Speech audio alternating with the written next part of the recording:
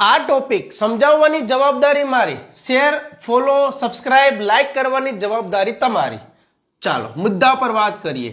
Should આવશે, have આવશે જ. આ બંને જણા હા હા હા. હવે ક્રિયાપદનું ત્રીજું રૂપ લેવાનું છે, ભૂત કૃદંત, એટલે બનશે શુડ હેવ V3. તો આ જે V3 હોય ને એના અંદરથી ગુજરાતીમાં વહાણનો વ નીકળશે, ક્રિયામાં વ જ લાગશે અને શુડ હેવ માટે લગાડી દેવાનું જોઈતું હતું. વાક્ય બનાવતા આવડી જશે, વાક્ય બનાવતા 100% આવડી જશે. કેવી રીતે જુઓ, પોતાના માટે આઈ, ઓકે, પછી મેં કીધું શુડ શુડ, હેવ હેવ, ગોનું ત્રીજું રૂપ ગોન.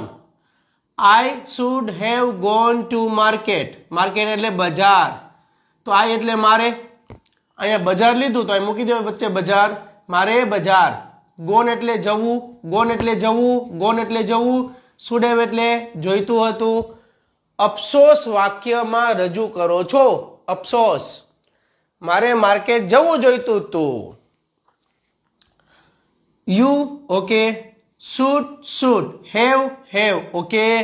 V3 માટે પ્રિપેર નું ત્રીજું રૂપ પ્રિપેર્ડ. પ્રિપેર એટલે તૈયારી કરવી, એમાં પ્રિપેર્ડ એટલે પણ તૈયારી કરવી. આ રહ્યું તૈયારી કરવી, તૈયારી કરવી. શુડ હેવ નું ગુજરાતી જોઈતું હતું, આ રહ્યું જોઈતી હતી.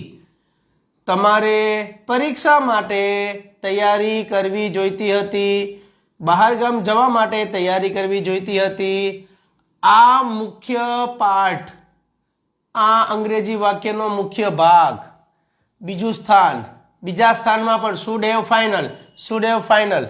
ઓકે, ત્રીજા વાક્યમાં જુઓ, આઈ પછી યુ પછી સચિન લીધું છે, સચિન. શુડ આવ્યું હો, હેવ આવ્યું યસ. ચેન્જ નું ત્રીજું રૂપ ચેન્જડ. ચેન્જડ એટલે બદલાવવું, ઓકે. હિઝ ક્લાસ તેનો વર્ગ, તેનો વર્ગ. સચિને તેનો વર્ગ બદલવો, રેડી, બદલવો. શુડ હેવ જોઈતો હતો. ક્લિયર?